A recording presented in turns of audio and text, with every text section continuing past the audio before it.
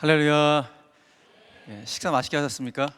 이렇게 식사하시고 이게 강의 들으시려면 이게 보통 일이 아닐 텐데 걱정입니다 지금. 기지개 한번 킬까요? 한번 켜고, 쫙 켜고 우리 좌우 계신 우리 분들 한번 두들겨 주시고, 같이 한번 은혜롭게 잘 들자고 그렇게 숨겼습니다.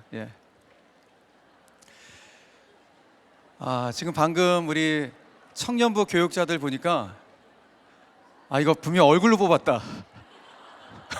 이거 얼굴로 교육자를 뽑았구나 그런 생각이 들 정도로 너무 잘생기고 정말 미모가 탁월한 그런 우리 교육자분들로, 또 아마 영성도 탁월하시겠죠. 팀장님은 거의 뭐 정우성급, 장동건급 그런 얼굴을 갖고 있는 아주 멋진 우리 목사님이신데, 저희에게도 5명의 청년부 교육자가 계신데 이제 저희도 이제 얼굴로 뽑아야겠다 그런 생각을 가지면서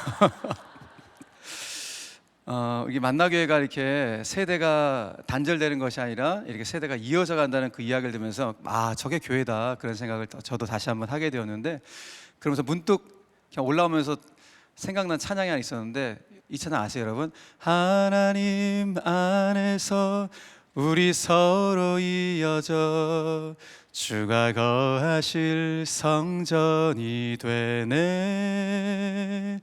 모퉁이 돌 되신 예수와 하나 되게 하신 성령 안에 함께 이어져 가네. 할렐루야. 교회가 바로 이런 것이에요. 성령 안에서 함께 이어져 가는 그런 공동체. 그래서 올라오면서 문득 이제 이 찬양하고 그냥 릴레이 경주가 생각이 났어요. 릴레이 경주 다 해보셨잖아요, 그죠? 그래서 뭐 400m 예를 들면은 한 선수가 열심히 뜁니다. 뛴 다음에 그 다음 주자가 이제 바톤을 받잖아요, 그죠? 바톤을 딱 받고 그 다음 또 열심히 간다고요. 그런데 바톤을 준 자의 역할은 바톤을 잘 주고 이제 피해 주는 거죠. 옆에서 같이 뛰면서 뭐 잔소리 한다고 생각해 보세요. 야, 너 바톤을 왜 그런 식으로 들어? 팔은 이렇게 들어 하면서 잔소리하면 그 친구가 제대로 뛸 수 있을까 없을까요? 없죠. 그러니까 바톤을 넘겨준 자는 뒤에서 응원해 주는 거예요. 이제 막 잘 뛸 수 있도록, 골 인정까지 올 수 있도록, 다음 주자한테도 바톤을 넘길 수 있도록 이어주는 역할을 하는 것이 그 주자가 해야 될 역할인 것이죠. 아마 이 자리에는 만나교회에서 오랜 기간 동안 신앙생활을 하신 분들도 계시고, 또 새롭게 오셔갖고 또 교회를 섬기시는 분들 계실 텐데, 중요한 것은 우리가 하나님 우리에게 주신 이 사역의 바톤들이 있는데, 이 사역의 바톤들을 우리도 열심히 뛰어서 경주해서 또 다른 누군가한테 이어주고 전달해 줄 수 있는, 계승해 줄 수 있는 그런 역할을 잘 감당하는 것이 교회의 정말 건강성을 측정하는 데 가장 중요한 모습이 아닐까 그런 생각합니다. 그런 차원에서 이렇게 세대가 이어지는 공동체를 만나교회가 하고 있다는 것은 정말 우리 한국교회의 가장 어떤 롤 모델과 같은 그런 모습이 아닐까. 그리고 우리 김병산 목사님야말로 저희 후배 목사들의 또 개인적인 저의 목회 롤 모델이십니다. 정말 너무 닮고 싶고, 어떻게 하면 저렇게 성도들을 사랑하시면서 늘 교회만 생각하시고 한국 교회를 생각하시는 어떤 그 통 큰 그 용량과 그릇을 보면서 나도 좀 저 목사님처럼 되었으면 좋겠다 늘 이렇게 꿈을 꾸면서 생각했는데, 오늘 또 목사님 앞에서 또 우리 성도들 앞에서 설교하고 강의할 수 있어서 얼마나 영광스럽고 감사한지 모르겠습니다. 제가 목사님들 닮고 싶어 갖고요, 늘 이렇게 설교도 듣고 대화도 하면서 어느 순간 제가 이것도 닮고 있더라고요. 저도 교회에서 저도 깜짝 놀랐는데 나도 이러고 가고 있더라고요. 나도 제가 금요일날 제가 깊이 인사하면 나도 모르는 사이에 이러고 있는 거예요. 생각해보니까 너무 멋있더라고요, 또 이렇게 하고 있는 게. 정말 닮고 싶은 목사님입니다. 너무너무 닮고 싶은 목사님 교회 와서 여러분들하고 정말 보배롭고 존귀한 우리 리더분들에게 오늘 오후 시간 또 강의할 수 있어서 너무너무 감사한데요, 피차간에 오늘 은혜 받을 수 있는 복된 오후가 되기를 간절히 축복합니다. 제가 실은 좀 강의안을 좀 이렇게 준비를 했는데 이제 강의안이 준비가 안 됐다 그러더라고요. 있습니까, 강의안이? 출력했어요? 감사합니다. 고맙습니다. 감사합니다. 그 강의안을 이거 보시면서 하나씩 같이 나누시면 좋을 것 같습니다. 아마 인터넷이 좀 상용화된 지가 꽤 오래 되었는데요, 인터넷을 우리가 다 어르신들도 인터넷 너무 잘 아시잖아요. 인터넷을 통해서 이제 우리가 상품도 구입하는 그런 시대가 되었습니다. 상품을 구입할 때는 우리가 인터넷 들어가서 뭐 합니까 맨 처음에? 예? 뭐 검색 같은 거 하잖아요, 그죠? 검색하고 검색한 것들을 비교해보고 여러 가지 비교 클릭하면서 비교한 다음에 선택을 하죠. 그러니까 검색, 비교, 선택의 과정을 하게 되는 거예요. 그런데 최근에는 이 생성형 AI가 내가 검색도 안 하는데 벌써 내 취향과 의도를 알고 내가 원하는 어떤 물품에 또 내가 원하는 것들을 미리 툭툭 띄워주는 것을 보게 됩니다. 그래서 중간에 있었던 뭐 검색 과정이라든지 비교 과정이라든지 이걸 다 생략하고 결과를 딱 갖다 주는 그런 시대가 되어버린 거예요. 그러다 보니까 우리가 그동안은 클릭해서 비교해보고 클릭 다 했는데 이 클릭이 극단적으로 줄어들었어요. 그래서 이 클릭이 극단적으로 줄어든 현상을 가리켜서 제로 클릭이라고 표현하더라고 보니까요. 제로 클릭이라고. 근데 그 표현을 듣고 난 다음에 문득 하나님이야말로 완벽한 제로 클릭 시스템을 갖고 있는 분이구나. 이게 무슨 말인가 하면은, 여러분 AI는 우리의 취향과 의도를 미리 다 알잖아요. 다 알아서 결과물을 딱 갖다 내요. 과정을 생략하고. 근데 하나님은 AI보다 우리를 미리 더 잘 아시거든요. 우리가 이 땅에 오기 전부터 우리의 형질을 아시기 전부터 우리를 선택하시고 창세전에 우리를 아시고 택하신 분이시니까 AI한테 비교할 수가 있겠습니까? 그러니까 완벽한 제로 클릭 시스템을 갖고 있는 분이 하나님이신 것이죠. 우리가 구하기도 전에 우리의 필요한 것을 미리 하시는 분이니까, 그죠? 그런데 희한한 거는 이 AI의 제로 클릭 시스템하고 하나님의 미리 하심 사이에는 아주 결정적 차이가 있는 것이죠. 그러니까 AI의 이 제로 클릭 시스템은 과정들을 다 생략하고 내가 필요한 것만 딱 결과물을 갖다 놓거든요. 근데 하나님은 내가 뭔가를 필요한지를 아심에도 불구하고 결과물을 딱 갖다 놓는 것이 아니라 중간에 과정들을 너무 소중하게 생각하시는 거예요.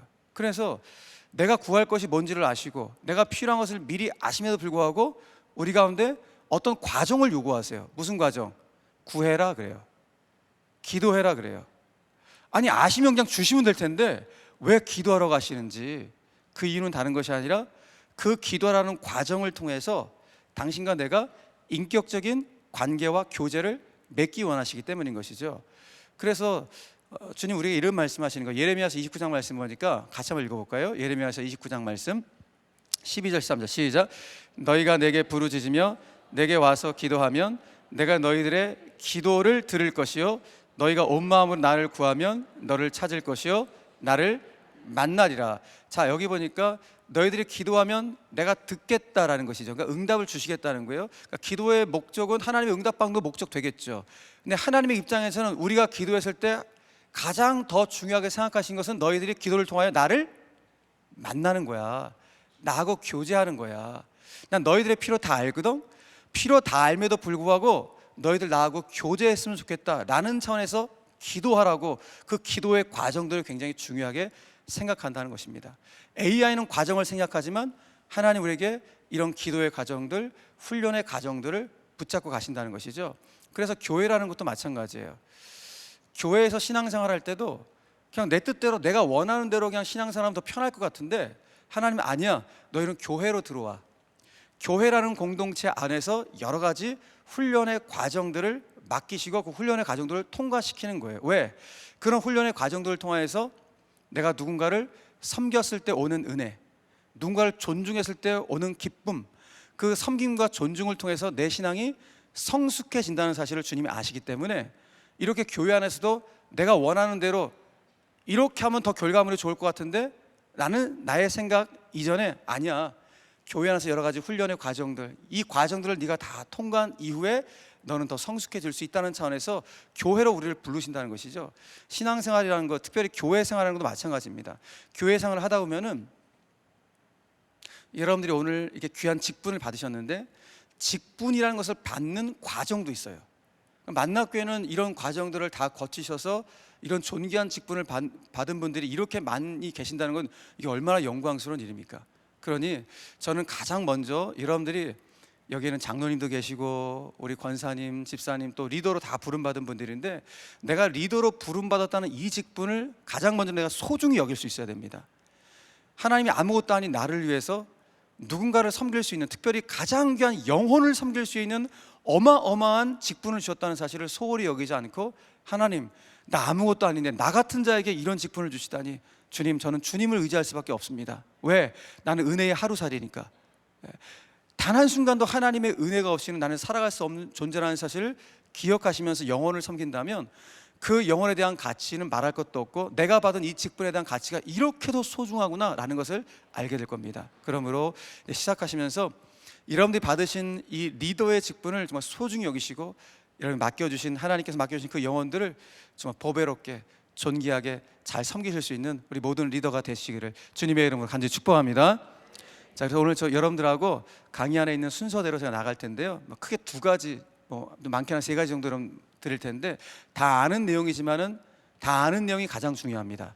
그래서 다시 한번 우리 가운데 신비 가운데 마음의 비석에 새긴다는 차원에서 우리 말씀이 여러분들 가운데 좀 새겨질 수 있는 그런 시간이 되었으면 좋겠습니다. 첫 번째로, 리더는 헌신하는 사람이죠. 그런데 헌신하기 전에 먼저 성장을 하셔야 돼요. 성장하지 않고 헌신하면 다 노가다가 됩니다. 노동이 됩니다, 우리 헌신이. 그러니까 우리는 성장을 해야 돼요. 근데 성장하기 위해서는 여러분들이 사모할 게 뭐가 있냐면은 영적 기본기로 무장하셔야 돼요. 리더로서의 기본기, 그리고 신앙생활의 기본기를 갖는 것이 가장 중요해요. 그 영적 기본기를 무장하기 위해서 필요한 것이 무엇인가라는 것이죠. 이런 기본기는 아무리 강조해 지나치지 않잖아요. 우리 청년들이 군대 가고 훈련소에 딱 들어간다고요. 훈련소에 들어가면 앞으로 가, 뒤로 가, 옆으로 가, 좌양자, 우양우 이런다고요. 그 소위 제식 훈련이라 그러거든요. 제식 훈련을 지겨울 정도로 시켜요. 다 아는데 앞으로 가는 거 다 알잖아요. 좌양자면 옆으로 가는 거 다 알잖아요. 이걸 지겹도록 시켜요. 야, 군대는 역시 단신무식이다 진짜. 이렇게 군대에 대한 이미지를 갖고 불평불명하거든요. 근데 나중에 조금 시간이 흘러가면은 그 제식 훈련이 군인다움을 만드는구나 라는 걸 깨닫게 된다는 거예요. 아무것도 아닌 기본기였는데 그 기본기를 몸에 딱 갖추니까 그때부터 군인 태가 나요, 일단. 그러니까 여러분 훈련소에 들어갈 때 애들이 아무것도 아닌 것처럼 가기 싫어 죽겠다 이렇게 가잖아요. 그런데 훈련소 한 4주, 6주 정도 딱 마치면은, 저희 아들 제가 군대 제대할 때 보니까, 훈련소 제대할 때 보니까 얼마나 늠름한지 보낼 때는 안 슬펐거든요. 그런데 훈련소에서 훈련 그 수료식을 하는데 얼마나 늠름한지 그 늠름한 모습에 감격해가지고 눈물을 흘리더라고요. 군인 태가 나는 거예요. 그러니까 한 4주, 6주 훈련 받으면서 군인으로서의 기본기를 딱 갖추게 되는 것이죠. 저는 우리 신앙인도 마찬가지로 보거든요. 성경이 우리를 그리스도의 군사라 그러잖아요.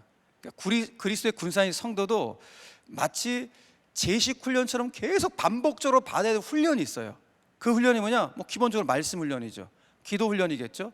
그죠? 이 말씀과 기도 훈련을 반복적으로 받아야 돼요. 이 훈련의 목적이 무엇입니까? 내가 주님 바라보도록 만든 훈련이고, 주님 닮아가기 위해서 하는 훈련이 말씀과 기도의 훈련이겠어.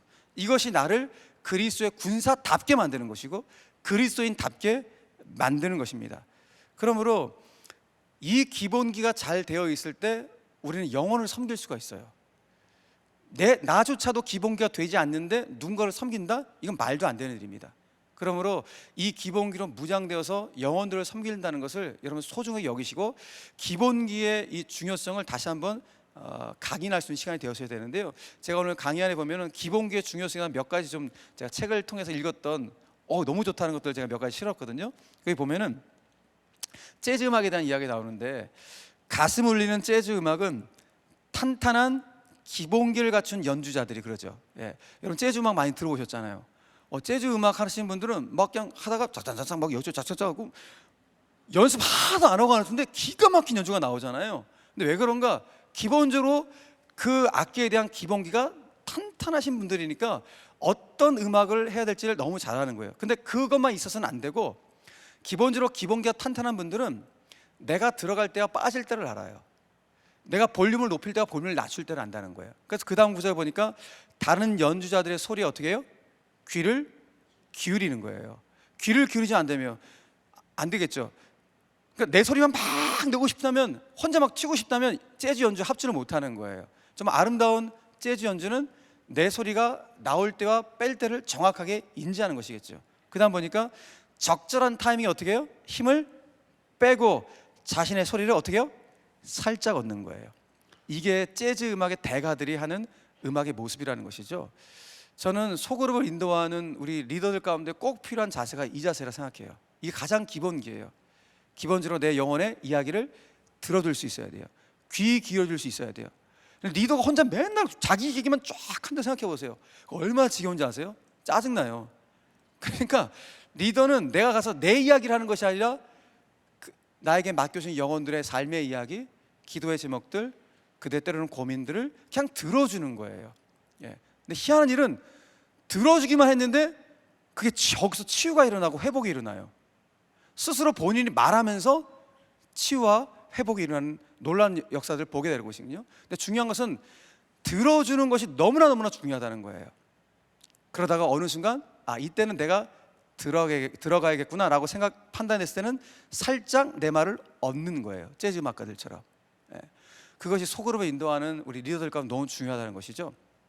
그래서 기본기의 중요성에 대해서 작가 이기주라는 사람이 있는데 이런 말을 했어요. 하수, 중수, 상수가 있는데 하수가 누구냐? 하수는 기본에 해당하는 이 뻔함의 가치를 아예 무시하고 모르는 사람.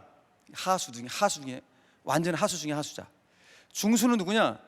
기본기를 세우기 위해서 그래서 애를 쓰는 사람은 중수다. 근데 상수, 소위 말하는 고수죠. 고수는 누구냐? 기본에 해당하는 뻔한 것을 이제 완전히 내 것으로 완전히 만들어서 장착해서 더 넓은 세상을 위하여 비상하는 그런 사람이 고수다.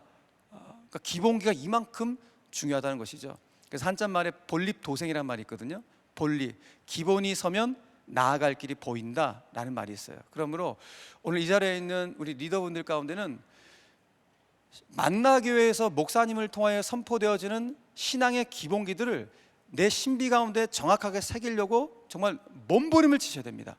이것이 가장 중요하기 때문에 그렇습니다. 특별히 여러분들은 만나교회라는 어마어마한 공동체의 리더시거든요. 1120명의 나무들 맞나요? 1120명? 제 기억에 아까 때 들었던 것 같은데 오전에 맞나요? 1100 맞아요? 네. 아직 머리가 죽지 않았습니다. 1120명의 우리 리더들 나무분들이 이 어마어마한 공동체를 섬긴다는 것은요 두렵죠. 근데 기대감과 설레임이 있으셔야 돼요. 그런데 이 기대감과 설레임 속에서 여러분들이 딱 받치고 있을 기본기가 뭐냐? 교회가 무엇인지에 대한 기본기가 바로 서 있어야 돼요. 교회가 어떤 것인지 모르면 내 마음대로 내 뜻대로 다 하거든요. 근데 기본적으로 교회에 대한 기본기는 뭐냐? 저랑 따라오시겠어요? 교회의 주인은 예수님이시다. 이게 교회에 대한 기본기의 가장 중요한 기본기예요. 교회의 머리는 철저히 예수님이라는 사실을 잊지 않고 우리가 섬겨야 한다는 거예요. 여러분, 한국교회 지금 분열된 교회들이, 분쟁 많은 교회들이 너무 많거든요. 근데 깊숙이 들어가 보면은 그 교회의 분쟁의 본질적인 원인은 뭔지 아세요? 그 교회의 머리가 너무 많아서 그래요. 다들 머리가 되고 싶어 갖고 그것 때문에 교회 분쟁 날 때가 너무너무 많은 거예요. 여러분 고린도 교회 잘 아시잖아요. 고린도 교회 왜 그런 거예요? 하나님부터 어마어마한 은사 받았잖아요. 사랑의 은사, 모든 은사를 다 받는 교회 아니에요? 근데 그 은사를 가지고 뭐 하는 거예요? 다들 스스로가 머리가 되려고 하다 보니까 교회가 분쟁이 난 거예요. 파당이 생긴 거 아니겠습니까? 바울파, 아볼로파, 게바파, 그리스도파 이러면서 교회의 분쟁이 파당이 생기는 거예요.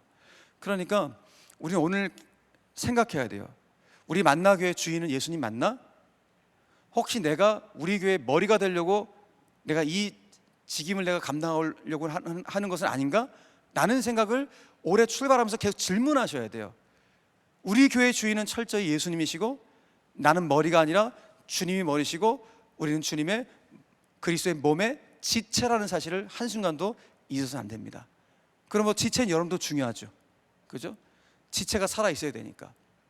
그러므로 한 교회의 생사는 예수님이 머리라는 사실을 잊지 않을 때 교회는 살아나는 것이고, 예수님이 머리라는 사실을 잊고 내가 머리가 되려고 하는 순간 교회는 박살납니다. 여러분, 교회가 무너진 건 한순간에 무너집니다. 교회가 은혜롭게 막 부흥하고 성장하는 것은요, 이게 시간이 굉장히 오래 걸려요. 정말 눈물이 쏟아야 되고 애를 써야 되고 온 교회가 하나가 되어야지 몇 년 만에 교회가 그래도 성장한다는 그 느낌을 받거든요. 근데 교회가 무너지는 건요, 한순간에 무너져요. 무너진 걸 제일 좋아하는 존재가 누구예요? 마귀죠. 마귀 새끼가 제일 좋아한다고요. 마귀는 이간질의 존재예요. 사람들을 속이고 사람들 속으로 들어와서 지금도 삼킬 자를 찾으려고 안간힘을 쓴 게 마귀라고요. 근데 우리 모두가 다 마귀의 유혹에 넘어갈 때가 너무 많은 거예요. 그 유혹이 뭐예요? 야, 네가 머리잖아, 네가 머리잖아 라고 나에게 머리라는 유혹을 주는 거예요.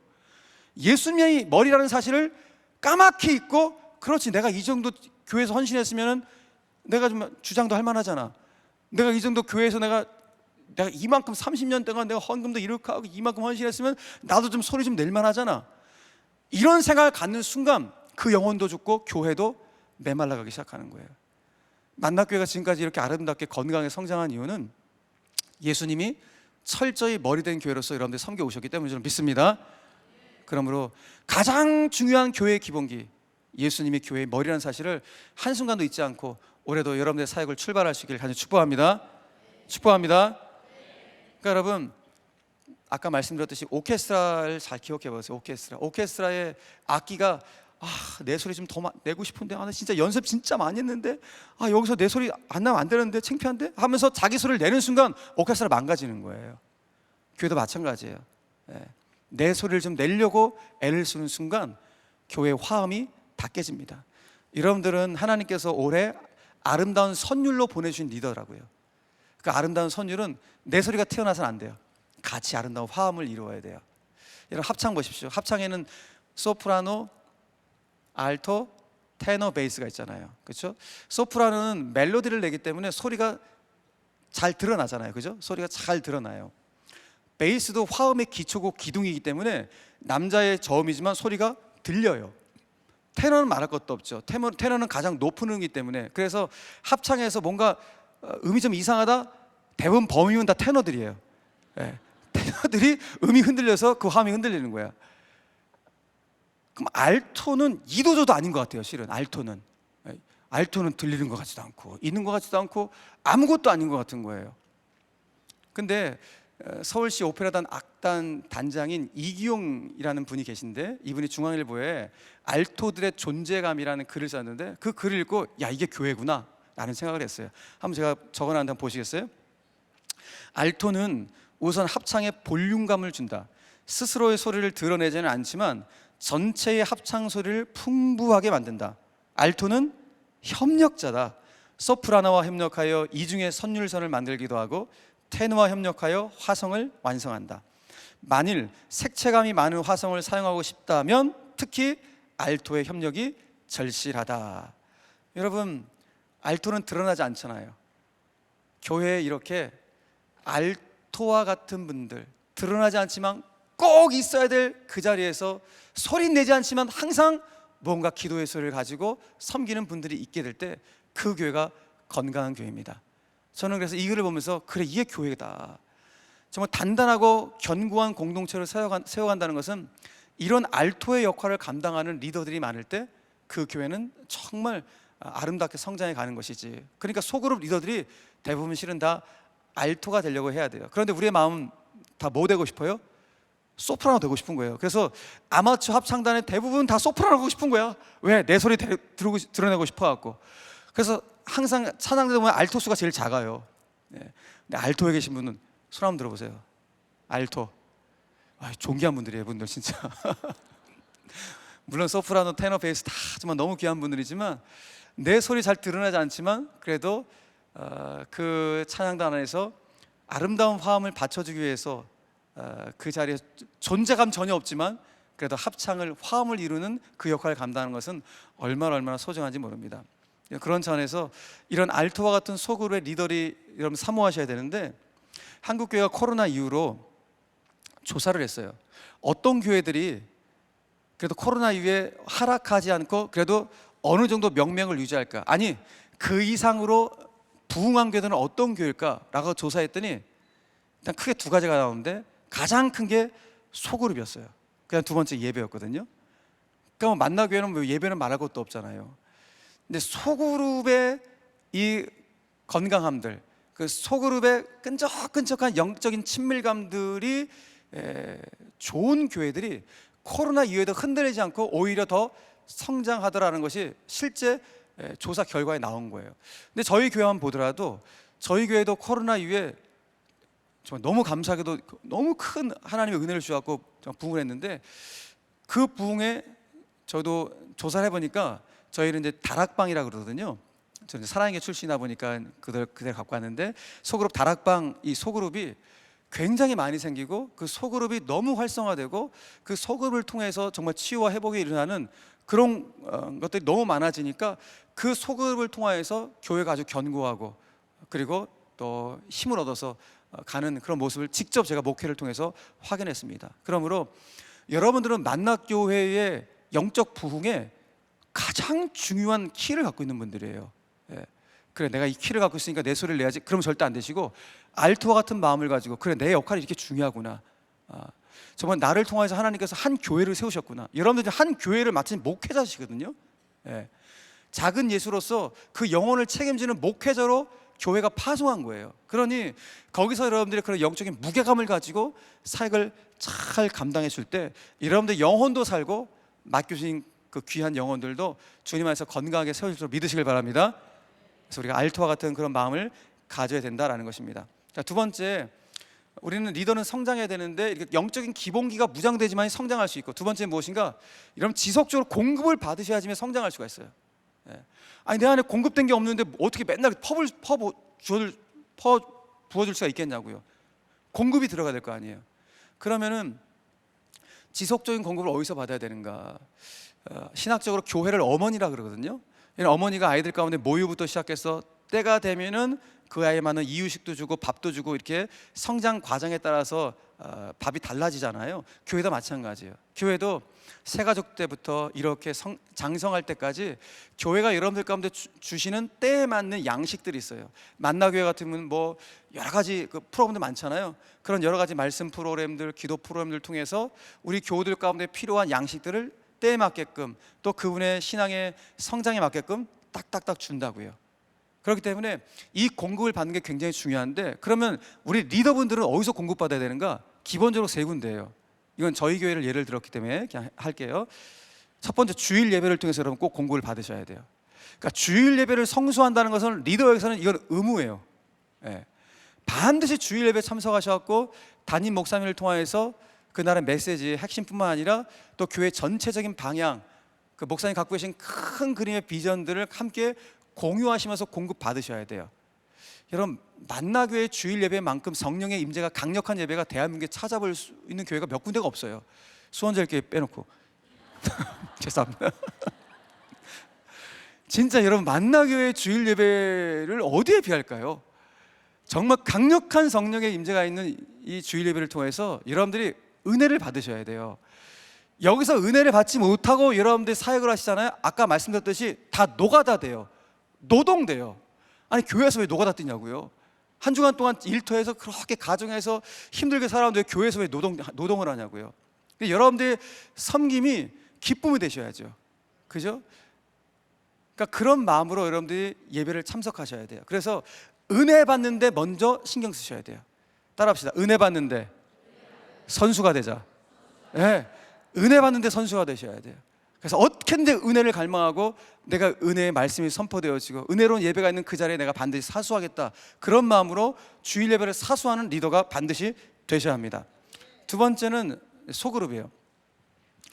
소그룹 리더신데, 여러분들이 소그룹에 참석하셔갖고 이거를 내가 인도를 해야지 하는 마음으로 소그룹을 하시면은 너무 부담감 되잖아요.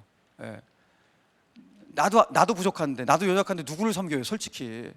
그런데 나도 이 소그룹 안에서 은혜를 받아야지 라는 마음을 가지고 여러분들 섬기시면요, 그 소그룹을 통해서 내가 은혜가 공급되어지는 거예요.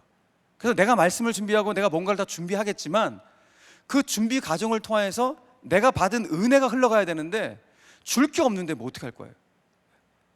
그러니까 소그룹 안에서 누구누구 집사님, 누구누구 성도를 통해서 들었던 삶의 이야기, 간증을 통해서 나도 은혜가 들어와야지만이 소그룹에서 너무 행복한 소그룹이 될 수 있겠죠.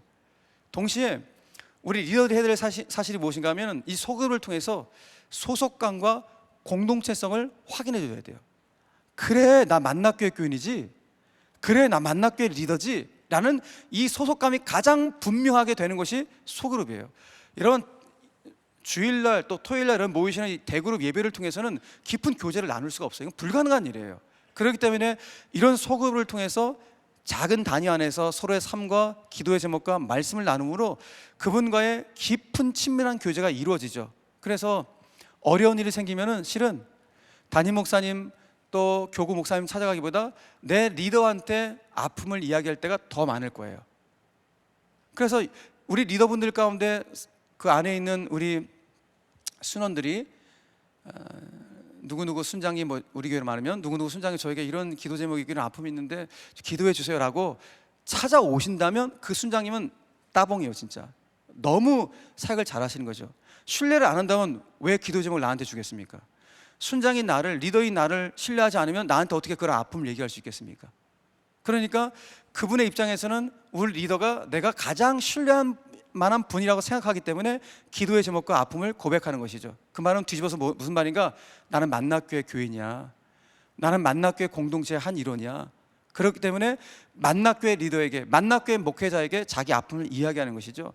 그래서 소그룹의 가장 중요한 것은 내가 지금 어디에 소속되어 있는가 하는 소속감을 확인시켜주고 나의 공동체성을 다시 한번 확보해 주는 것이 소그룹의 가장 중요한 모습인 것이죠. 그런 차원에서 우리 리더분들은 나도 먼저 소그룹에 들어가서 은혜를 받아야 돼 라는 마음을 갖고 계시고, 나와 함께 소그룹 하고 있는 그 순원분들이 나에게 아픔을 얘기할 때 내가 그분을 위해서 잘 들어줘야지, 뭔가를 해결해 주려고 하는 것이 아니라 그냥 들어줘야지, 안아줘야지, 같이 눈물을 흘려줘야지, 이런 마음을 가지고 여러분들이 소그룹을 하시면요, 그 안에서 자동 치유가 일어납니다.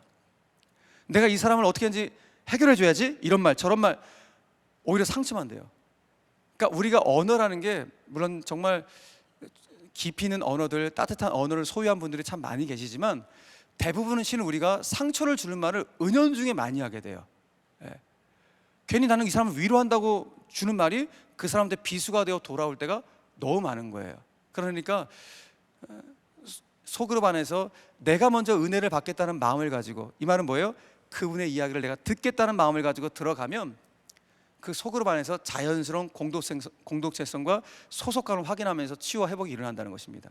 자, 세 번째, 여러분들 어디서 그런 또 공부를 받아야 되는가? 기도회 같은 데서 공부를 받으셔야겠죠. 그죠? 그래서 제가 적어놨는데, 기도하지 않으면 신앙이 화석화돼요. 딱딱해져요. 딱딱해지니까 기도하지 않으면 교만해지는 거예요. 하나님은 교만한 자를 대적하신다고 했으니까 얼마나 무서운 겁니까? 그렇죠? 여러분, 딱딱해지니까 신앙생활 이런 분들 어떻게 생각하는지 아세요? 내 의를 자꾸 드러내려고 그래요. 기도하지 않으면 우리가 헌신한 모든 것이 내 의가 돼요. 겸손히 기도해야지만이 그것이 하나님의 은혜로 말미암은 감사의 표현이 되는데, 기도하지 않으면, 겸손히 기도하지 않으면 다 내 의예요. 내가 한 거예요. 다 이건 내 작품이라고, 내가 작년에 헌신했던 내용들이라고, 다 나를 드러내요. 그러면서 신앙생활을 어떻게 정의하는지 아세요? 신앙생활을 자아 실현으로 생각해요. 여러분, 신앙은 자아 실현이 아니라, 따라합시다, 신앙은 자기 부인이다. 자아 실현이 아니라 자기 부인의 가정이 신앙의 여정이라고요. 그러니까 리더는 철저히 기도를 통해서 나를 꺾고 나를 부인할 수 있는 과정이 있어야 돼요. 나는 아무것도 아니지, 나 정말 무익한 종이지, 이런 마음을 가져야 돼요. 그 목사님, 그러면 제 안에 딱딱한 마음을 어떻게 하면 해결할 수 있을까요? 방법은 딱 하나입니다. 성경에 보니까 이런 말씀이 있어요. 에스겔서 36장 26절 말씀 보니까, 내가 새 영을 너희에게 주어 너희의 굳은 마음을 제거하고 부드러운 마음을 주리라 라고 말씀하고 있어요. 그러니까 내 안에는 딱딱하고 굳은 마음을 누가 부드럽게 해주신다는 거예요? 새 영을 부어준다고 그랬어요. 누가? 성령님이에요. 그러니까 성령의 바람이 내 안에 들어와야 돼요. 성령이 내 안에 들어오셔야지만이 그 성령께서 내 딱딱하게 굳어버린 이 메마른 영혼들을 다 개간시켜 주신 것이죠. 그러므로 올 한해 여러분들이 소그룹 리더 출발하시면서 정말 중요한 기본기는 성령을 사모하셔야 돼요. 성령 충만을 사모하셔야 돼요. 성령은 진리의 영이시잖아요. 그러니까 여러분 말씀 앞에 쓰셔야 되고, 성령은 위로의 영이시니까 여러분들이 그 하나님의 위로를 받으셔야 돼요. 그래서 성령의 충만한 은혜를 사모하며 나아갈 수 있는 그런 기도의 자리를 꼭 사모하셔야 된다. 이런 만납기 얼마나 좋습니까? 금양로 기도회, 뭐 변화산 기도회부터 해갖고 정말 너무너무 좋은 기도회들이 있는데 그 기도회를 통해서 먼저 여러분들이 하나님 앞에 엎드리셔야 돼요. 엎드리는 것만큼 하나님께서 일하시는 거예요. 내가 무릎을 꿇는 만큼 하나님의 일하심을 보는 거예요. 내가 두 손을 모으고 기도할 때 하나님이 내 손 대신 일하시는 거예요. 내가 무릎을 꿇을 때 하나님이 나 대신 일어서셔 갖고 일하시는 거예요. 그러므로 오늘 내가 어디서 공급받아야 되는가? 주일 예배를 통해서, 소그룹을 통해서, 그리고 교회 기도회를 통해서 내가 먼저 은혜를 받고 섬겨야 된다. 내가 은혜를 공급받을 곳은 바로 이곳이다. 그리고 다른 교회도 아니라 만나기 위해서 내가 은혜를 받아야 된다. 이런 마음을 가지고 여러분 섬길 수 있는 우리 모든 리더들 되시기를 저는 축복합니다. 이제 크게 두 번째로, 자, 리더는 성장해야 된다 그랬습니다. 근데 두 번째는 성장하면 뭐 할 거예요? 성장하면 이제 섬기셔야겠죠. 그러니까 리더는 이제 헌신하셔야 됩니다. 자, 오늘 제가 여러분들하고 베드로전서 말씀을 좀 읽을 텐데요. 자, 베드로전서 5장 1절부터 7절의 말씀을 좀 읽어보겠습니다. 아까 오전에도 제가 본문을 안 읽고 바로 설교해갖고 저도 당황했는데 이번에는 한번 베드로전서 5장 1절 7절 있을까요? 네. 없어요? 네, 됐어요. 그럼 제가 설명해 드릴게요. 자, 여러분 나중에 읽으세요. 베드로전서 5장 1절 7절 말씀 보면 사도 베드로가 장로들한테 권하는 장면을 보고 있어요. 베드로도 장로거든요. 사도임과 동시에 장로들 가운데 이렇게 영혼들을 섬기십시오라고 권면하는 장면이 나오거든요. 장로라고 하는 이 직임은 구약시대 때부터 쭉 있었던 직임이에요. 그러니까 말 그대로는, 글자 그대로는 나이 드신 분, 늙은 사람이란 의미를 가지고 있어요. 그런데 일반적으로는 자기에게 맡겨진 양떼를 잘 섬기는 연륜 있는 지도자라는 의미가 장로라는 직책이에요. 그런데 사도 베드로가 이런 장로들 가운데 오늘 이렇게 영혼을 섬겨달라고 이야기하는 거예요. 그러니까 요즘 우리식으로 말하면, 우리 교회로 말하면 장로라고 하는 것은 우리 성도들을 따뜻하게 섬기는 목사님과 진짜 장로님을 의미하겠죠. 그러나 더 넓게는 뭐 권사님이라든지 집사님이라든지 여기 계신 리더들과 같은 모든 분들을 다 포함하는 게 사도 베드로가 말하는 여기는 장로예요. 왜 그런가? 이 직분 모두가 다 양떼를 섬기는 거거든요. 하나님께서 맡겨주신 양떼를 섬기는 직책이기 때문에 오늘 사도 베드로가 여러분들이 이와 같은 장로가 되었으면 좋겠다, 이와 같은 리더가 되었으면 좋겠다라고 권면하는 내용이 나오는데 크게 세 가지 권면을 해요. 첫 번째, 어떤 권면을 하는가? 자, 여러분 강의 한번 보세요. 첫 번째, 목자의 심정으로 성도들을 섬겨야 된다. 목자의 심정으로 성도들을 섬기되 이것이 자발적 기쁨의 섬김이 되어야 된다. 자발적 섬김으로 헌신해야 된다라고 우리에게 권면해주고 있는 거예요. 그래서 베드로전서 5장 2절 말씀 같이 읽어봅시다. 시작. 너희 중에 있는 하나님의 양무리를 치되 억지로 하지 말고 하나님의 뜻을 따라 자원함으로 하며. 그래서 여기 잘 보세요. 여기 보니까 교회의 모든 리더들을 향하여서 딱 정의해놨어요. 리더들은 어떤 존재다? 양무리를 치는 존재다 그래요. 따라합시다. 리더는 양무리를 치는 존재다. 예, 양떼를 치는 존재가 리더예요. 교회 직분자라고요. 그 몇 년 전에 뉴스에 보니까 한 이단 교주가 여기 나오는 양무리를 치다 했잖아요. 양무리를 치는 것을 양을 막 폭력하고 때리는 것으로 곡해란 분이 있더라고요. 예. 그래갖고 거기 그 이단에 있는 그 신도들이 이 교주한테 막 뺨 맞고 매를 맞고 막 그걸 행복하게 생각해. 막 희한한 그런 그 이단들이 있더라고요. 그러니까 여기 나오는 친다는 거를 한글도 모르는 사람이 이단 교주예요 지금. 친다는 말은 뭐예요? 양을 먹이고 양을 돌본다는 의미 아니겠습니까? 그죠? 나에게 주신 그 양떼를 잘 먹여서 돌보는 것이 양을 치는 거예요. 여러분 요한복음 21장 말씀 보면은 예수님께서 부활하셔서, 부활하신 예수님께서 자기를 배신했던 베드로에게 찾아오신 장면을 잘 알잖아요. 베드로에게 찾아오셔서 예수님 말씀하십니다. 베드로야, 요한의 아들 시몬아, 네가 나를 사랑하느냐라고 질문해요. 그것도 3번씩이나. 그때 베드로가 대답하죠. 뭐라고 대답합니까? 아이 주님 잘 아시지 않습니까? 제가 주님 사랑하는 거 아이 주님 잘 아시면서 그걸 물어보십니까? 뭐 이런 뉘앙스의 말을 해요. 그랬더니 그때 그 이야기를 듣고 예수님이 베드로에게 사명을 주셨어요. 어떤 사명을 주는가? 내 양을 치라, 내 양무리를 먹이라라는 이와 같은 사명을 주시는 거예요. 그러니까 베드로한테 예수님께서 뭐라고 말씀하신 거냐면, 야 베드로야, 너 정말 나 사랑해? 그거 진짜지? 네가 나 정말 사랑하면 너도 나처럼 내 안에 있는 목자의 심정을 갖고 너에게 맡겨진 양들을 잘 먹이고 돌보는 사명을 앞으로 감당해야 돼 라면서 목양의 사명을 베드로에게 주셔요. 그래서 목양적인 마음, 그 목자의 심정으로 무장된 베드로가 이제 초대교회를 일으키는 놀라운 역사가 일어나게 되는 거예요. 그래서 교회의 가장 중요한 사역의 본질, 중심, 핵심이 뭐냐? 목양이에요. 예배도 중요하고 전도도 중요하고 선교 다 중요하지만 교회의 근간은, 심장은 우리 리더들이 하고 있는 바로 이 목양이 가장 중요해요. 그 이 목양을 할 때 어떻게 할 것인가? 예수님의 마음을 품어야죠. 그 마음을 목자의 심정이라 그래요. 그래서 이 목자의 심정은 우리 성도들에게서 최고의 권위예요. 최고의 권위는 여러분 뭐 장로, 뭐 목사 이런 직책의 권위가 있는 것이 아니라 예수님의 마음, 목자의 심정을 갖는 것이 최고의 권위예요. 물론 리더를 하기 위해서는 모세의 리더십도 필요하겠죠. 여호수아의 영적 전투력도 필요하겠죠. 다윗의 용기도 필요하겠죠. 뭐 욥의 인내도 필요하겠죠. 솔로몬의 지혜도 간간히 필요하겠죠. 리더가 갖춰야 될 요소들이 많이 있겠지만 그 위에 선 것이 무엇인가? 목자의 심정이에요. 예수님의 마음을 품는 거예요. 마치 탕자의 아버지가 돌아온 창자 돌탕을 이렇게 다 품에 안아서 그를 위해서 다시 그의 아들의 모든 것을 회복해 줬던 거예요. 그 아들을 끝까지 기다려줬던 그 아버지의 마음이 목자의 심정이에요. 그러니까 여러분들은 하나님께서 여러분들에게 맡겨주신 그 영혼들을 기다려줄 수 있어야 돼요.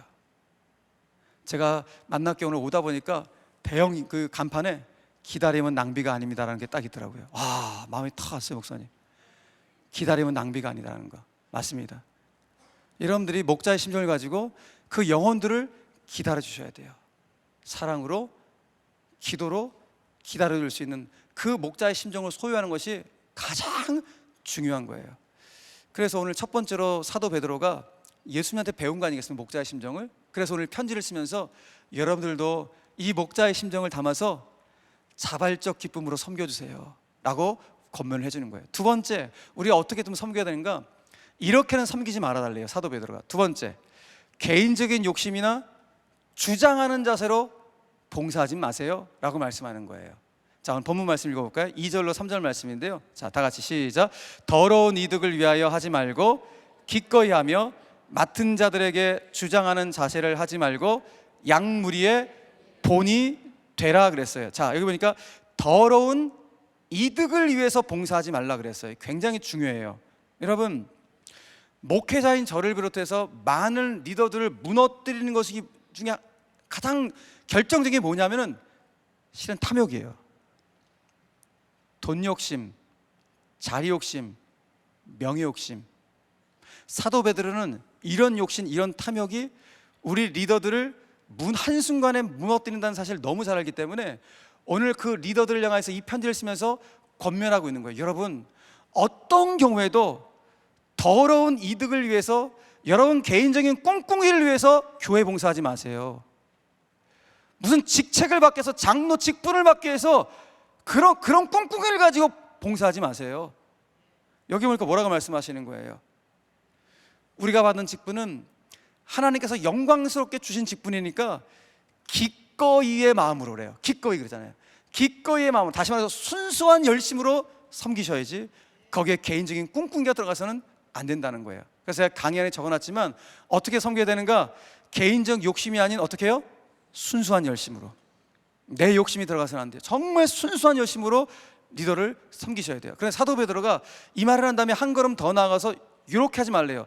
주장하는 자세를 펴지 마세요 라고 그래요. 여기 보니까 그렇죠. 주장하는 자세를 하지 말고 양무리에 본이세요 그래요. 주장하는 자세. 여러분, 어떤 교회든지 교회에서 앞장서 섬기는 분들이 있어야 교회가 되죠. 이렇게 앞장서 섬기는 리더분들이 계셔야지만이 교회가 굴러가죠.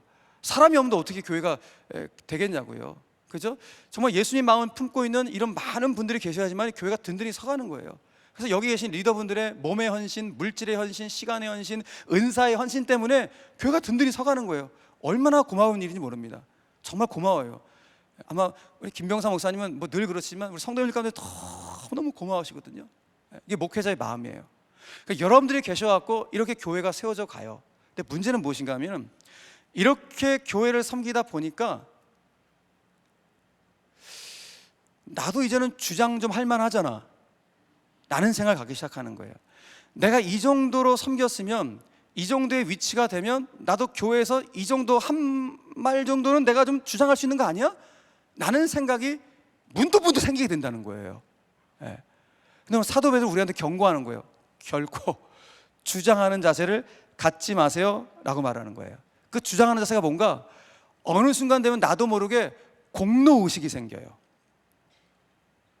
이거 나의 공로야. 분명히 찬양할 때는 예수의 피밖에 없네, 나는 공로 없으나, 찬송을 이렇게 해놓고 나중에 신앙생활 마무리할 때면 다 내 공로야. 야, 저거는 내가 이만큼 내가 헌금해갖고 저거 졌네. 예. 이 공동체는 1년 동안 내가 헌신해갖고 이만큼 열매를 있네. 다 내 공로가 들어가기 시작해. 이게 제일 무서운 겁니다. 신앙생활 다 잘해놓고 마지막에 무너질 때가 내 공로의식이 나올 때 무너지게 되는 거예요. 그게 사도 베드로는 결코 주장하는 자세를 하지 말래요. 오늘 제가 강연에 적었죠. 그래서 공로의식이 아니라 우리는 어떤 의식이요? 은혜의식으로 섬겨야 돼요. 은혜의식으로. 그리고 자기 주장이 아닌 하나님의 뜻대로 섬길 수 있어야 돼요. 저랑 따라오시겠어요? 개인적 욕심이 아닌 순수한 열심으로, 공로의식이 아닌 은혜의식으로, 자기 주장이 아닌 하나님의 뜻대로. 이것이 교회를 섬겨야 될 리더들이 갖춰야 될 너무나 중요한 모습인 것이죠. 바로 이것이 여러분들이 섬기는 양무리들의 본이 된대요. 이게 본이 되는 모습이래요. 얼마나 귀합니까? 동시에 이런 자세로 섬겨야지만이, 오늘 사도 베드로는 그래야지만이 상급이 있습니다 그래요. 상급이 있다고. 자, 그 밑에 말씀 보세요. 4절 말씀 다 같이 그리하면, 시작. 그리하면 목자장이 나타나실 때에 시들지 아니하는 영광의 관을 얻으리라. 아멘. 그래서 목자장은 예수님이죠. 그러니까 예수님이 이 땅에 다시 오실 때 정말 시들지 않는 영광의 면류관을 우리 가운데 씌워주시겠다는 거예요. 그런데 여기 나오는 영광의 면류관은 예수님 오실 때 받는 것이 아니라 실은 지금 이 순간에도 받을 수 있는 거예요. 왜? 그 예수님은 임마누엘의 하나님이시니까, 지금 우리와 함께 하시는 하나님이시니까, 내가 이와 같은 모습으로 양무리를 섬기게 될 때 주님은 내가 지금도 살아가는 순간순간 나에게 딱 맞는 맞춤형으로 시들지 않은 영광의 면류관을 우리가 줄 줄로 믿으시길 바랍니다. 그게 정확하게 뭔지는 모르지만 여러분들에게 맞는 면류관을 반드시 하나님께서 주실 거예요. 누구 가운데? 이렇게 개인적 욕심이 아니라 순수한 열심으로, 공로의식이 아니라 은혜의식으로 이렇게 섬기는 분들 가운데 하나님께서 놀라운 이런 복도, 선물도 여러분 주실 줄로 믿으시길 바랍니다. 자, 세 번째, 어떻게 그럼 섬겨야 되는가? 사도 베드로는 여러분 정말 겸손하게 섬기셔야 됩니다. 겸손하게 섬기셔야 됩니다. 이런 마음으로 오늘 권면해 주고 있어요. 자, 5절 하반절 말씀 다 시작. 다 서로 겸손으로 허리를 동이라. 하나님은 교만한 자를 대적하시되 겸손한 자들에게는 은혜를 주시느니라. 아멘. 저기 보니까 겸손으로 어떻게 하래요? 허리를 동이래요. 허리를 묶어버리래요. 자, 여러분들 허리띠 하셨습니까 지금? 허리띠 왜 하셨어요? 헐렁헐렁할까 봐. 그러니까 바지가 헐렁헐렁하면 일을 제대로 못하잖아요. 활동을 제대로 못하잖아요. 그죠? 뭔가 힘을 쓰려고 하는데 바지가 탁 내려가면 안 되잖아요. 그러니까 허리띠를 동여 매는 거예요. 그러니까 오늘 성경 우리에게 뭘 말하는가? 진짜 교회가 힘을 발휘할 때는 언제냐? 겸손할 때라는 거예요. 교회의 진짜 힘은 성도 수에 있지 않고 교회 재정에 있지 않고 주차장에 크게 있는 것이 아니라 오늘 여기 있는 성도 한 사람 한 사람이 목자의 심정으로 하나님 앞에 겸손하게 서게 될 때 거기에 진짜 교회의 힘이 있는 줄로 믿으시길 바랍니다. 그래서 겸손으로 허리를 묶으래요.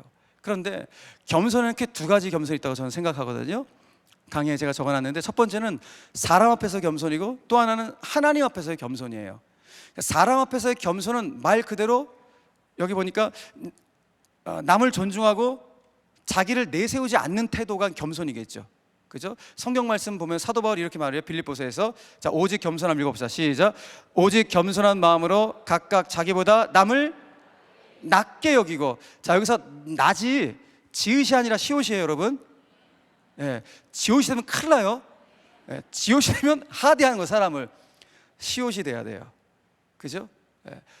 그런데 오늘 그러니까 그 겸손을 서로 각각 하는 거예요. 그러니까 리더도 겸손해야 되고 거기 있는 순원들도 겸손하게 그 공동체를 만들어가는 것이 너무 중요하다는 것이죠. 그런데 겸손에서 가장 중요한 것은 내가 하나님 앞에서 겸손해야 되는 거예요. 그러니까 하나님 앞에서 겸손하다는 것은 무슨 말인가 하면 내 자리를 아는 거예요.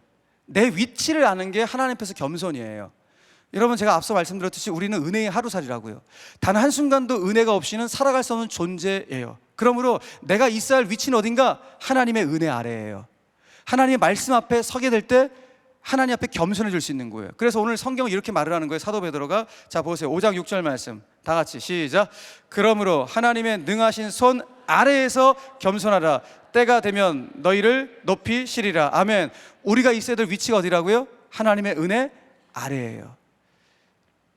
그 위치를 명확하게 알아야 돼요. 내가 지금 서 있는 위치가 어딘가, 내가 리더의 위치는 어디인가, 특별히 하나님 앞에서 나의 위치가 지금 어디에 있어야 될 것인가, 은혜 아래, 그리고 말씀 앞에 서게 될 때 우리는 신실하게 주께서 맡겨주신 리더 역할을 감당할 수 있게 된다는 것입니다. 더 중요한 것은 이렇게 감당할 때 때가 되면 여러분들 어떻게 하리라? 높여주시리라. 할렐루야. 반드시 때가 되면 거기에 맞는 맞춤형으로 하나님께서 높여주시는 축복이 있게 된다는 것입니다. 결론을 서서히 가면서, 그럼 만나교회 리더는 어떤 리더가 되어야 될 건가? 저는 그냥 제 안에 여러분들 이런 리더가 되었으면 좋겠습니다라는 세 가지 좀 제가 적어왔거든요. 첫 번째, 만나교회 리더는, 자 읽어봅시다. 시작. 만나교회 리더는 교회를 건강하게 세워가도록 부름받은 자이다. 아멘. 저 보세요. 자, 여러분들이 이거를 하고 싶어서 안간힘으로 여기 이 자리에 오신 분이 몇 분 계실지는 모르겠지만, 거의 없죠. 다 어떻게 오신 거예요? 부름받아 오신 거예요. 하나님으로부터 부름받아 왔다는 사실을 잊어서는 안 돼요. 이건 내가 하고 싶어서 이건 반드시 내가 할 거야, 이걸 해야지만이 내가 우리 교회 이런 위치까지 올라갈 수 있어. 어떤 그걸 과정과 통로로 생각해서 이 자리에 있으시면 안 돼요. 왜? 이 자리는 하나님 나를 부르신 자리라는 거예요. 아멘이세요 여러분?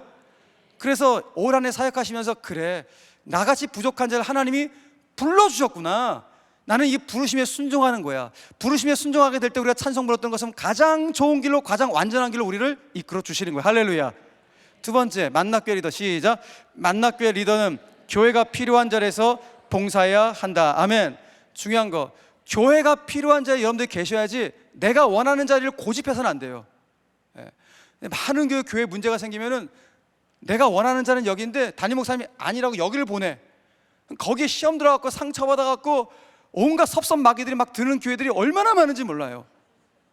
그러니까 여러분들은 교회가 필요한 곳에 여러분들이 섬겨주셔야지, 내가 원하는 것, 나를 드러내게 한 곳에 고집 피우면 안 돼요. 그러면 교회가 힘들어져요. 자, 만나교회 리더는 교회가 필요한 자리에서 봉사된다는 사실 잊지 마시고. 세 번째, 시작. 만나교회 리더는 담임 목사님의 목회 철학을 주입해야 한다. 제일 중요해요, 리더에게 있어서. 한 교회 공동체의 탑 리더의 목회 비전과 목회 철학을 여러분들이 갖고 있는 것이 가장 중요해요. 그래서 리더는 성경 말씀 앞에 여러분 쓰셔갖고 성경 보기 열심히 하는 것도 중요하지만, 그 리더 모임을 통해서 담임 목사님의 목회의 지금 방향이 어디로 가고 있는지를 나도 인식해서 그 한 방향 정렬이 돼야 돼요. 공동체는. 나는 열심히 하는데 다른 방향 가고 있다? 그럼 여러분 사역의 헛발질이에요. 제가 저희 교육자들 가면 늘 얘기하거든요. 제발 사역의 헛발질을 하지 말아라. 여러분, 헛발질이 뭡니까? 축구 경기 공이 여기 있는데 온 힘을 다해서 내가 빵 쳤어요. 공은 그 자리야. 나만 휘청거렸어요. 그러니까 본인은 열심히 했다고요. 온 힘을 들어갖고 열심히 사역을 했는데 공은 그 자리에 있는 거예요. 그러니까 무슨 말이에요? 교회가 가는 방향은 여긴데 혼자 열심히 한다고 다른 방향 가고 있는 거야. 사역의 헛발질이에요. 왜 그래요? 담임 목사님 목회 철학과 정반대로 가기 때문에 그래요. 그러니까 리더는 어떤 분인가? 탑 리더와 함께, 교회가 하나님이 세우신 탑 리더와 함께 같은 방향으로 얼라인먼트, 함께 정렬해가는 그런 공동체가 멋진 공동체예요. 그러기 위해서 뭘 해야 되는가? 강의 안에 있는 것처럼 교회의 질서에 여러분들이 순종하셔야 돼요. 만나교회가 갖고 있는 질서도 있을 거예요. 그 질서에 순종하셔야 돼요. 이게 너무나 소중해요. 자, 저를 한번 보시겠어요? 제가 몇 시에 마실지 모르겠는데 한 10분만 더 해도 되나요? 네.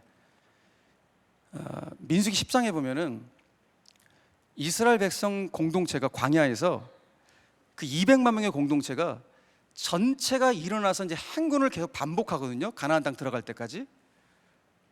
근데 이스라엘 백성들이 행군할 때 한 소리가 있었어요. 이 소리가 없었으면 이들은 행군할 수가 없었어요. 그런데 이스라엘 백성들에게 있어서 가장 중요한 어떤 사인은 무엇이었는가 하면 하나님이 구름을 보여주는 거예요. 구름이 뜨면 일어나서 행군하라는 뜻이구나. 구름이 성막에 머무르면 여기서 쉬라는 뜻이구나. 이걸 40년 동안 반복하는 거예요. 그러니까 구름을 보면서 움직이는 거예요. 그런데 이거는 모든 이스라엘 백성들 200만 명의 사람들이 다 알고 있는 거예요.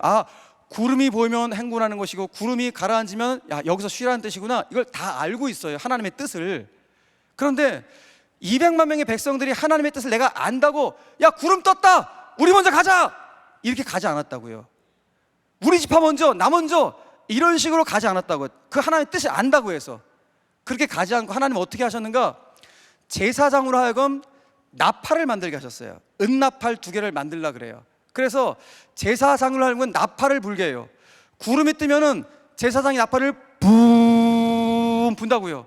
그러면 거기에 질서에 맞춰갖고 어떤 집합을 해갖고 정렬을 이끌어서 다시 행군.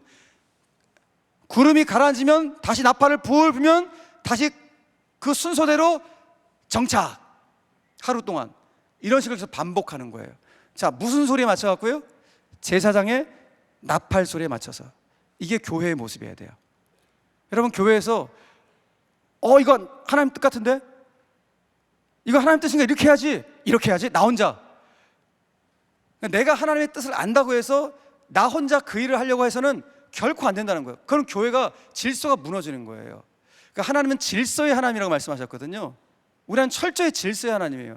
그래서 이 질서에 맞는 공동체 안에 탑 리더를 세워주시고 거기에 맞는 장로님들을 세워주시고 이렇게 질서를 했다고요. 그러므로 하나님이 부여하신 공동체의 영적 질서 중에서 가장 기본적인 영적 질서가 무엇인가 하면은 이제 마무리인데, 담임 목사님과 당회원들을 여러분들 사랑하시고 존중하고 신뢰해 줄 수 있어야 돼요. 이게 가장 중요한 영적 기본 질서예요. 이 질서가 무너지기 시작하면 공동체는 무너지는 거예요. 그래서 여러분들이 당회원 장로님들을 신뢰해 주셔야 되고, 무엇보다도 담임 목사님을 뜨겁게 사랑해 주셔야 돼요. 영적으로 늘 기도로 보호해 주셔야 돼요. 그것이 리더들이 해야 될 가장 중요한 영적 질서의 모습이어야 돼요. 여러분, 저도 담임 목회하니까 성도들로부터 내가 사랑을 받고 있다 안 받고 있다는 게 느껴지거든요. 지금 내가 성도들의, 우리 권사님들이 나를 위해서 너무 뜨겁게 기도하시는구나, 이게 다 느껴져요. 그 사랑이 느껴질 때가 있어요. 한 번은 제가 사역이 너무 막 몰아치고 하다가 몸이 너무 지쳐가고 피곤한 상태였어요. 근데 그날도 새벽기도 가야지. 새벽에 3시 반에 일어나고 새벽기도 가는 거야. 몸이 진짜 너무너무 피곤한데도 불구하고 일어났어요. 일어나고 새벽 간 거예요. 근데 새벽기도 우리 채플실에 가는데 옆에 화장실에서 한 장로님이, 그 은퇴하신 장로님이 나오시는 거예요. 장로님 안녕하세요, 인사드렸어요. 피곤한 상태에서. 근데 문득 장로님 권사님이 생각나갖고, 내가 이 며칠 전에 비서한테 그 장로님 권사님이 아프시다는 이야기를 들은 거예요. 그래서 제가 장로님한테 장로님, 권사님 요즘에 어떠세요? 좀 괜찮으세요? 했더니 이분이 나한테 된뜩 우리 목사님 보약 좀 드셔야겠다, 나한테 그러는 거예요. 근데 무슨 뜻인지 몰랐어요. 그래서 권사님 괜찮으세요? 또 물어봤어요. 했더니 웃으면서 저렇게 툭툭 치면서 그냥 그 새벽 기도실로 들어가는 거예요.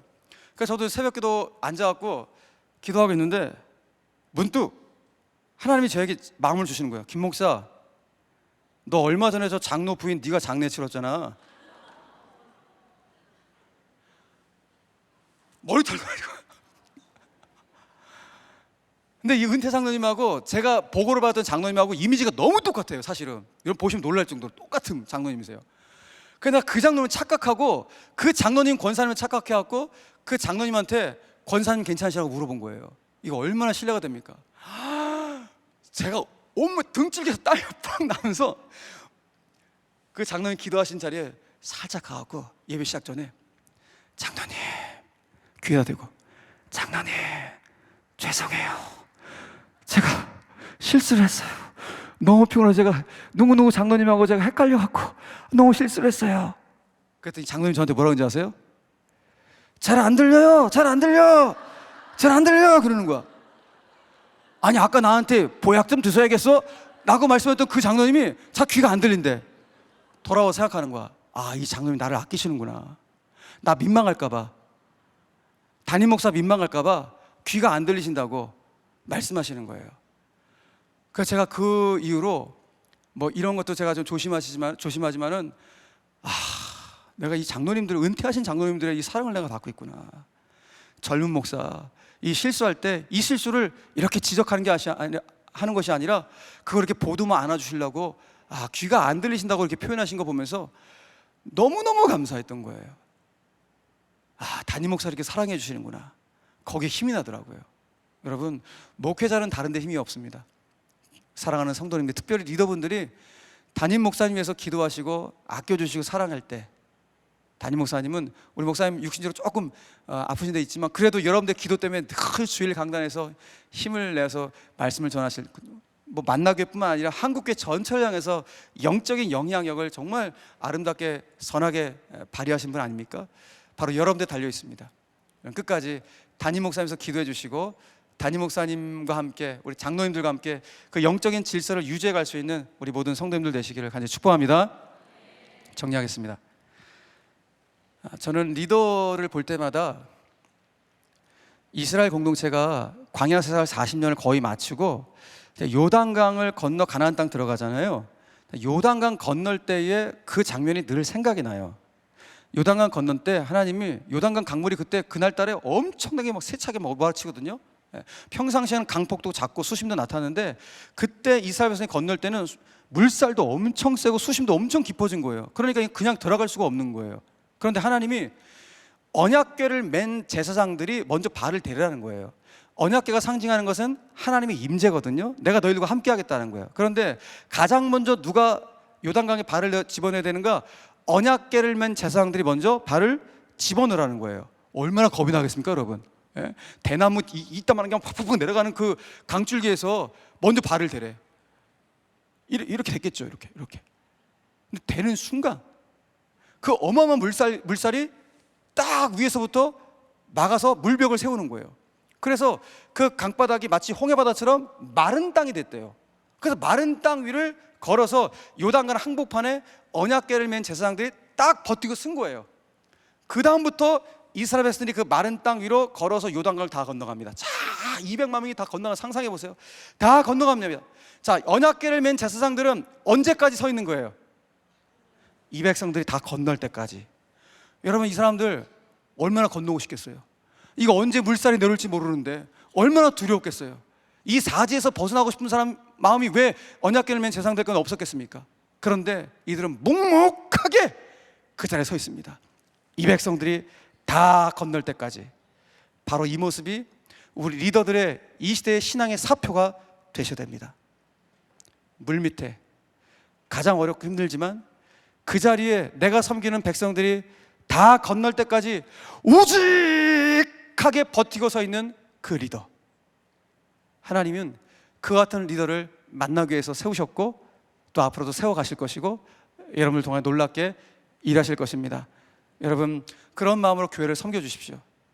여러분들이 버티고 있는 그 자리에 생명의 역사는 있게 될 것이고 여러분들이 우직하게 있는 그 자리에 많은 영혼들이 저 가나안 땅 귀한 복지를 향하여서 달려갈 수 있는, 꿈을 꾸며 달려갈 수 있는 놀라운 역사가 바로 여러분들을 통해서 있게 될 것입니다.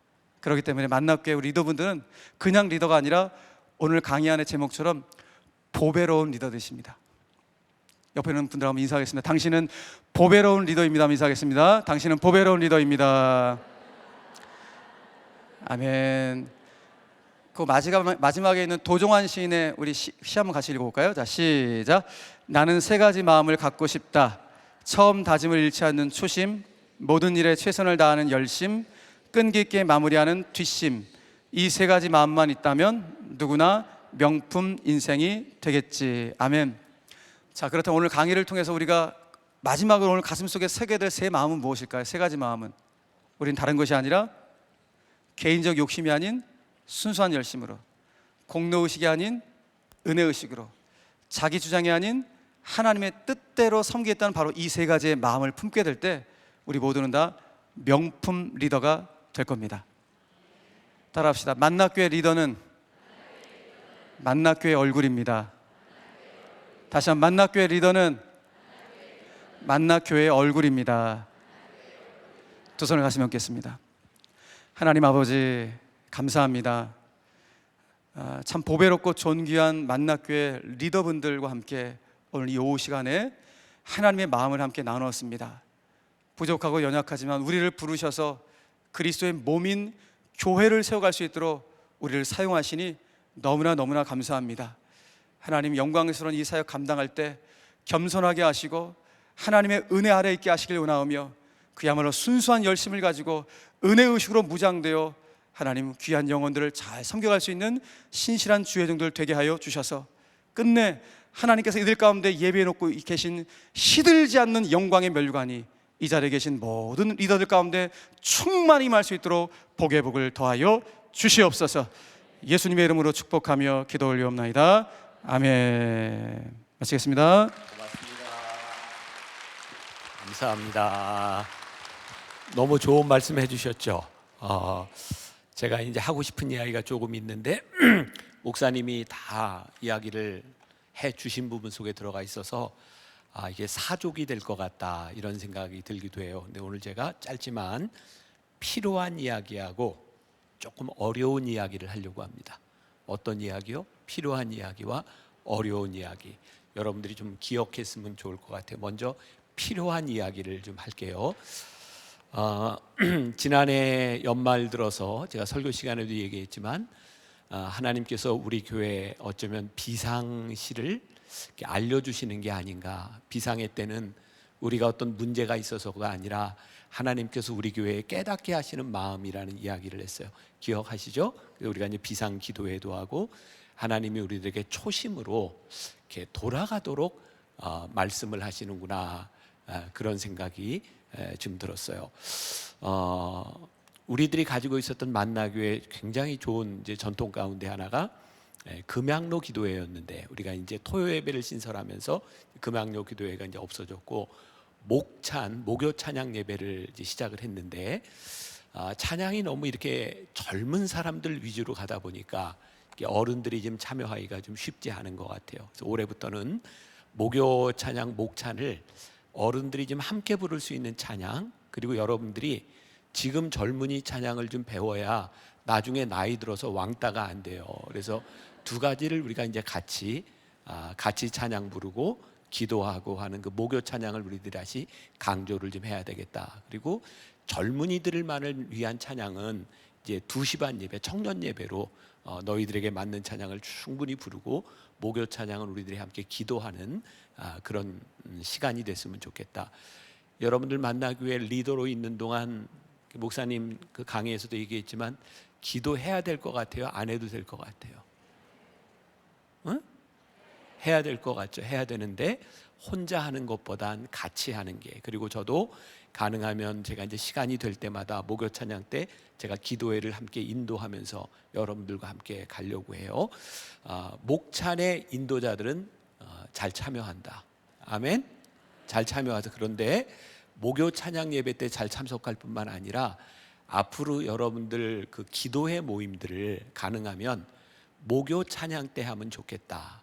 그래서 여러분들이 그룹별로 모이면 제가 여러분들 만날 시간들이 많이 없기 때문에 가능하면 목찬 끝나고도 그렇고 또 같이 소개도 하고, 제가 이 목찬은 우리 아이들, 교회 학교 아이들까지 같이 나오도록 해라 그랬어요. 그랬더니 그런 걱정을 하더라고요. 목사님, 금요일에 아이들이 나와야 토요일 날 학교 안 가고 부담이 없지 않겠습니까? 제가 이런 얘기했어요. 부담 좀 가지고 나와라.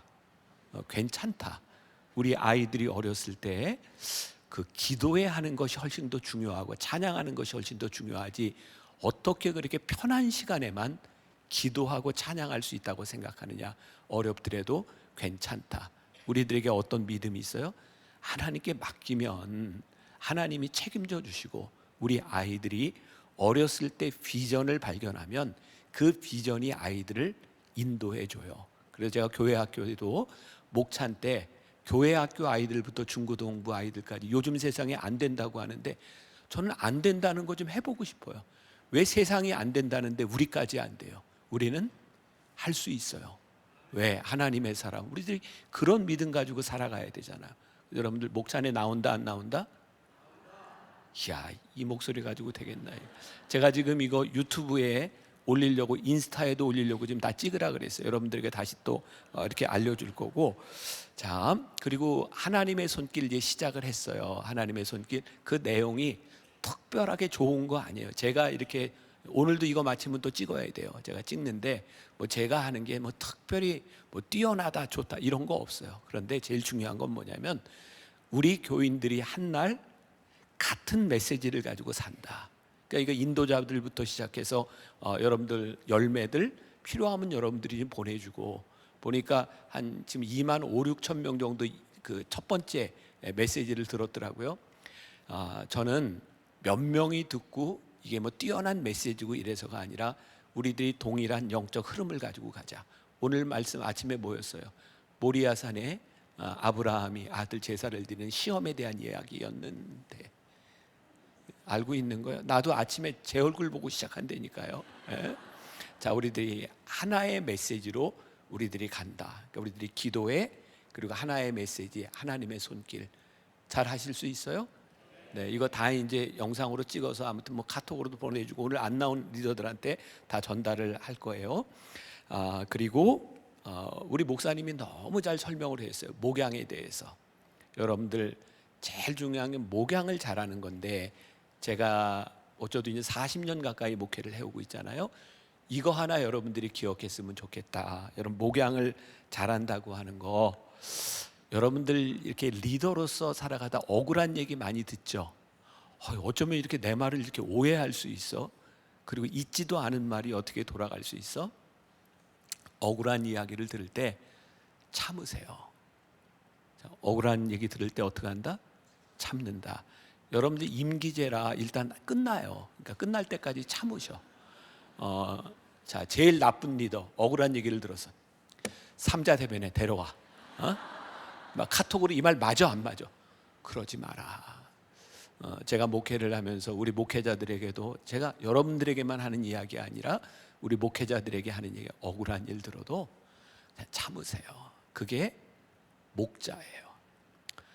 내가 누구 허물을 드러내고 이거 삼자 대면에서 따지고 이러는 것보다 하나님 앞에서, 하나님 저에게 주신 일 제가 잘 참고 마음에 새기고 갑니다. 여러분들이 그렇게 참고 가면 여러분들 안에서 섭리적 관계를 만들 수 있어요. 섭리적 관계 뭐예요?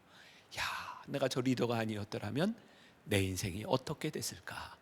여러분들 열매들이 여러분들 만난 것이 여러분들의 인생의 제일 큰 축복이 될 수 있도록 섭리적 관계를 만들어라. 억울한 일 들어도 뭐 하지 말라? 변명하지 말고 참으라. 잊어버릴까 봐 다시 한번 얘기해요. 억울한 일 들어도 변명하지 말고 참아라. 한 번 더 안 하면 잊어버릴 사람이 몇 명 있는 것 같아요. 억울한 말 들어도 변명하지 말고 참아라. 여러분 마음속에 꼭 새기고 갔으면 좋겠어요. 자, 이건 제가 이제 필요한 얘기였고, 어려운 이야기를 좀 하려고 합니다. 제가 이제 초심으로 돌아가자 이렇게 얘기했는데, 어려운 얘기입니다. 제가 우리 만나교회의 한 가지 좋은 전통이라고 생각했던 게 뭐냐면, 신방할 때 신방하는 목회자들에게 봉투를 주거나 이런 거 하지 마라.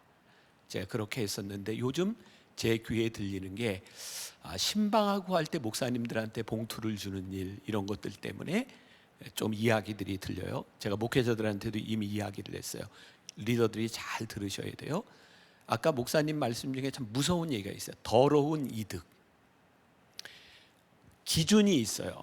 목회자는 각 부서별로 본인들이 맡은 직임에 따라 여러분들이 한 헌금을 가지고 월급을 드려요.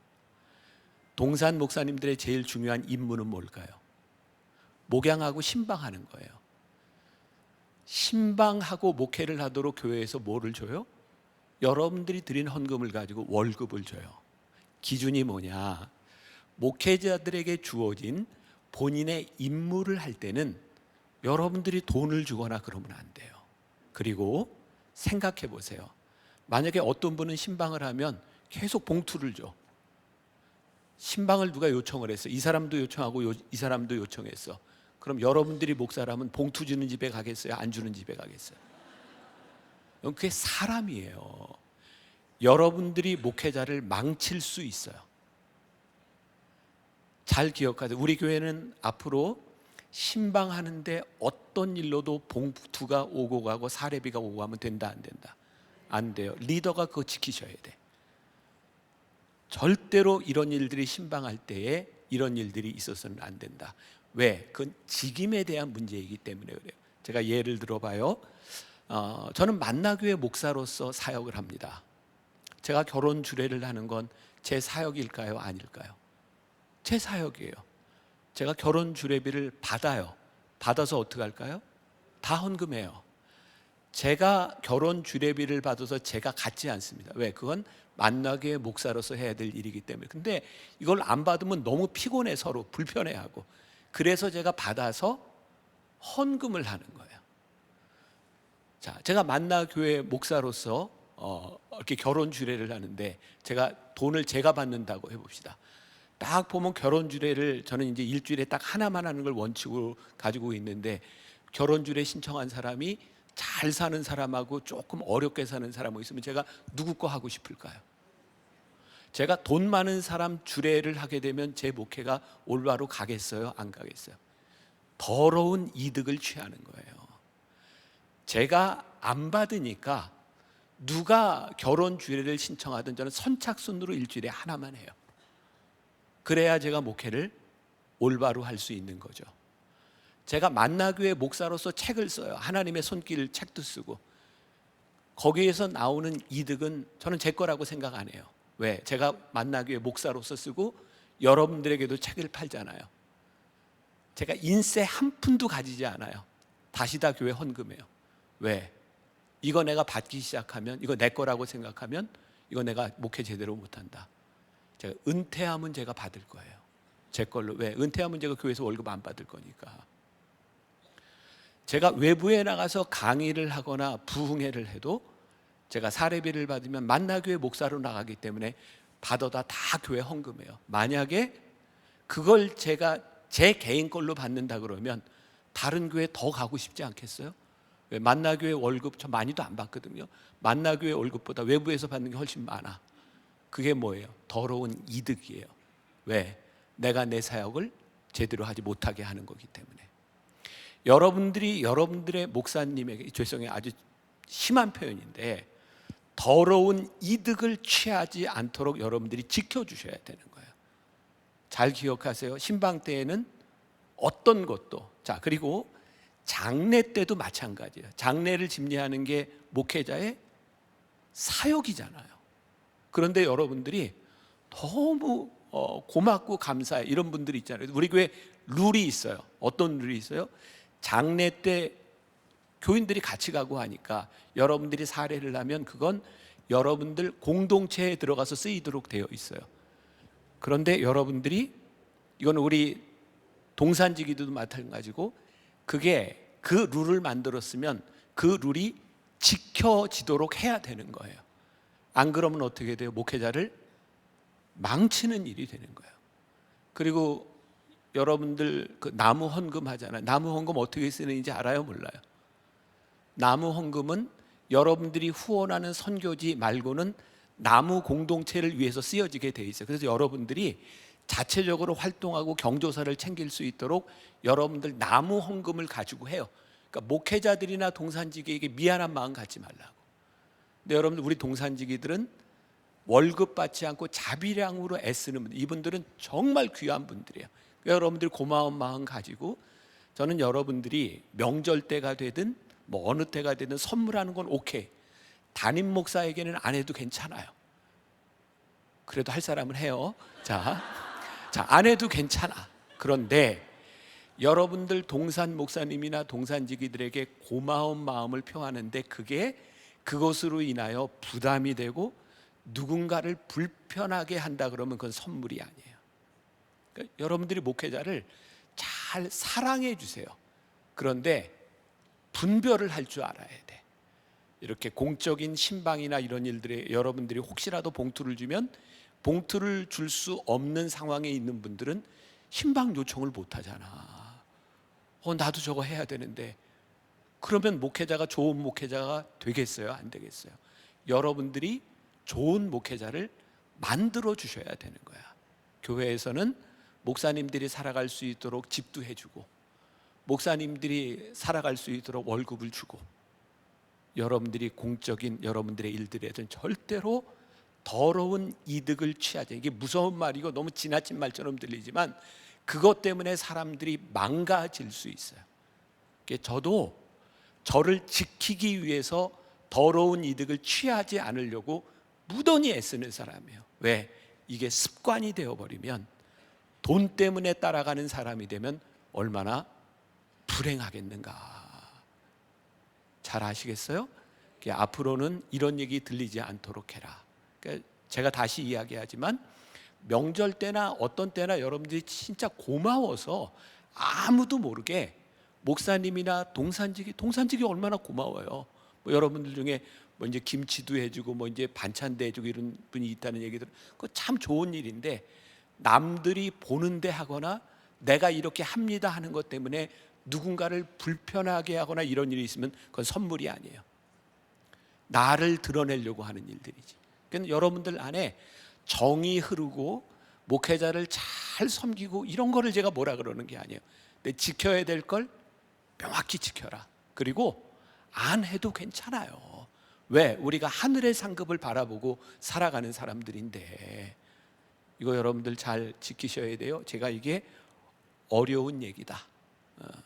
여러분 잘 지키시고, 나무 공동체는 여러분들의 나무 모임에서 교인들한테 나무 헌금 잘 하라고 하세요. 왜?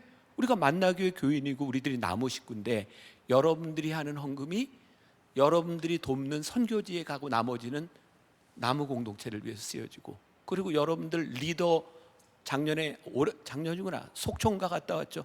그것도 다 그 공동체 헌금에서 하는 거예요. 그러니까 여러분들의 공동체 일을 위해서는 나무 헌금이 쓰이니까 경조사 있을 때 다 챙기고, 그러니까 리더들이 얘기해야죠. 우리들이 헌금하는 거 하나님 앞에 하는 건데 이 헌금의 용도는 선교사님들과 우리 공동체를 위해서 쓰이는 겁니다.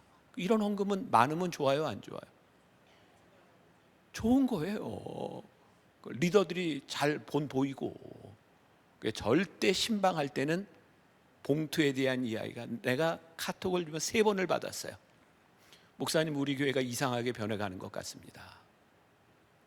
제가 목사님들한테, 그런 분들이 내가 보기에 많으리라고 생각하지 않지만 지금까지 들었던 이야기는 내가 묻지 않겠다. 그러나 지금부터 그런 이야기가 들린다면 나는 만나교회 목회자라고 생각하지 않는다. 왜? 이거 우리 하나님 앞에서 떳떳해야 되잖아. 응? 아니, 대답이 이게 뭐야? 네. 여러분들이 목사님들 잘 지켜주세요. 그리고 여러분들이 좋은 공동체 만드시고, 그리고 어려운 사람이 신방 받을 수 있도록 해주셔야지. 나 어려워서 신방 못 받는다 그러면 얼마나 마음 아픈 일이야. 우리 목회자들이 누구 돌봐야 돼? 어려운 사람 돌봐야 되잖아요. 근데 그 사람들이 목사님들을 초청하지 못하고 기도 부탁하지 못하고 그런다면 우리 얼마나 무서운 일이에요. 그러니까 여러분들이, 인도자들이 그거 잘 하셔야 돼요. 그리고 목사님들이 잘 건강하게 세워질 수 있도록 여러분들이 잘 노력하고, 우리 2026년도 우리 믿음 안에서 스탠드 폼 잘 승리합시다. 예, 나는 목사님 보내드리러 갈 테니까 여러분들은 기도하고 흩어져요. 네.